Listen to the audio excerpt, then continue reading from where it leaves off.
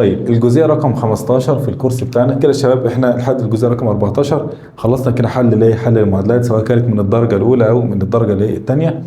الجزئيه رقم 15 بقى اللي انا قلت لك هركز لك عليها، اللي هي ضرب عدد في قوس وضرب قوس في قوس. ركز كده بقى معايا بالراحه.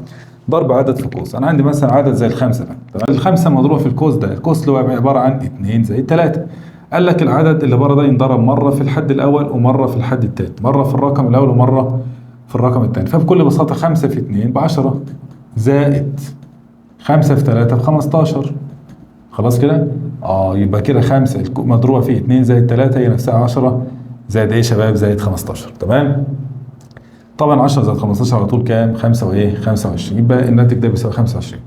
طبعا احنا كنا ممكن نعملها بطريقه ثانيه، ان احنا نجمع ما داخل القوس 2 زائد 3 5 وبعدين نضربها في الخمسه تبقى 25 برضه. طيب ماشي، تعالى نشوف هنا كده.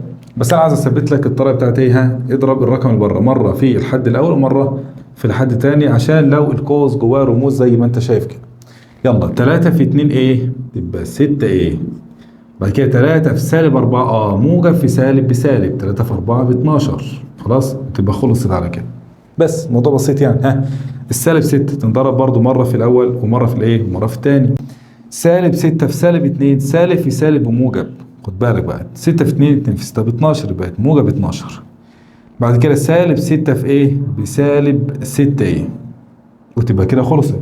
خلاص يا شباب. طيب المسألة اللي بعدها بيقول لك 4 ايه مضروبة في سالب 7 ايه زائد 2. برضه نفس الكلام، ال 4 ايه تنضرب مرة في الأول ومرة في مين؟ ومرة في التاني. يلا 4 ايه في سالب 7 ايه.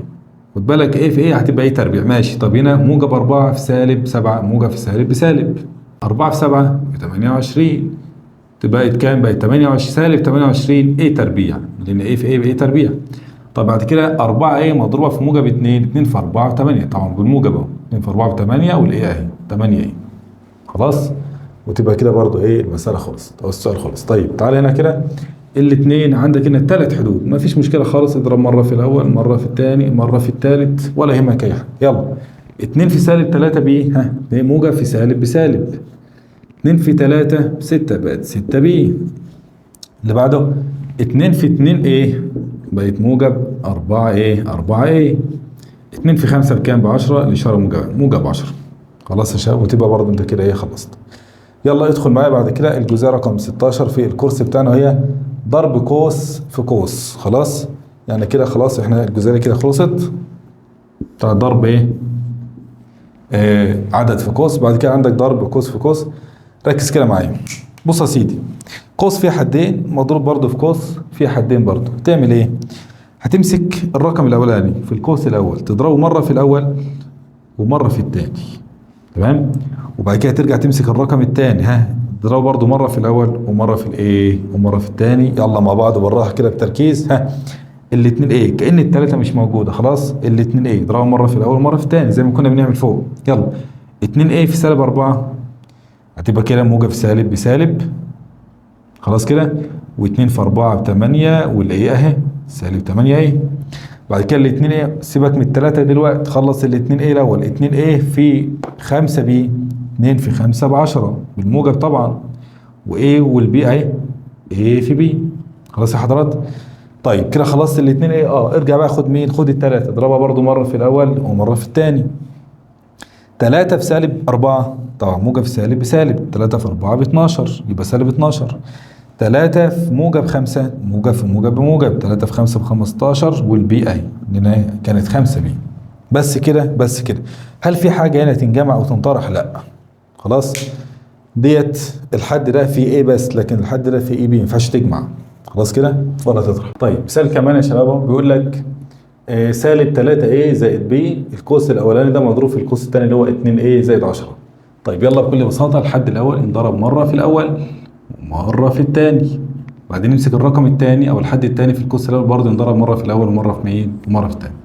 موضوع بسيط. يلا سالب 3 في 2 ايه سالب موجب بسالب. 3 في 2 ب 6 وايه في ايه بقت ايه تربيع. ركز معايا.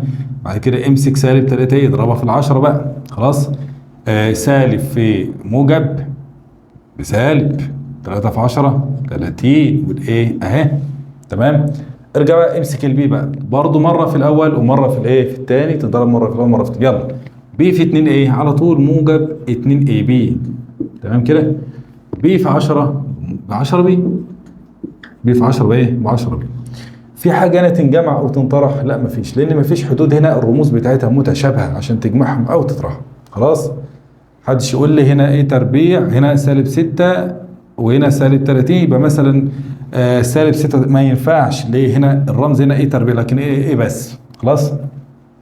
وهنا برضه ما ينفعش تقول لي 2 و10 يبقى كده 12، لا ما ينفعش لان الرمز هنا بي لكن الرمز هنا ايه بي. خد بالك الرمز مش متشابه ما ينفعش تجمع بينهم عادي. طيب بعد كده الفكره اللي بعد كده العامل المشترك. ركز كده احنا خلصنا مين؟ ها فكره ضرب قوس في قوس. ندخل بقى بعد كده على العامل المشترك.